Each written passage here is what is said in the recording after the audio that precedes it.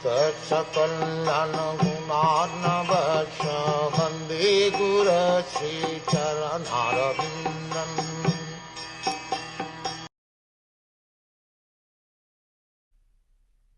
If the illusory energy subsides, and the living entity becomes fully enriched with knowledge by the grace of the Lord, then he becomes at once enlightened with self-realization, and thus becomes situated in his own glory.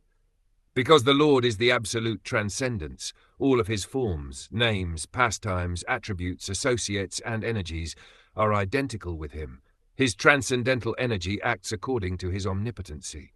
The same energy acts as his external, internal, and marginal energies, and by his omnipotency he can perform anything and everything through the agency of any of the above energies. He can turn the external energy into internal by his will. Therefore, by his grace, the external energy, which is employed in illusioning those living beings who want to have it, subsides by the will of the Lord in terms of repentance and penance for the conditioned soul.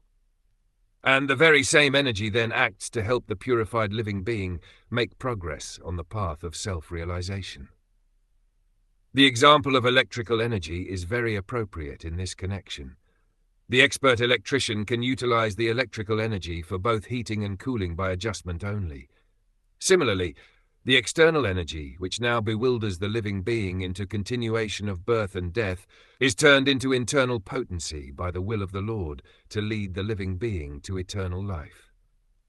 When a living being is thus graced by the Lord, he is placed in his proper constitutional position to enjoy eternal spiritual life.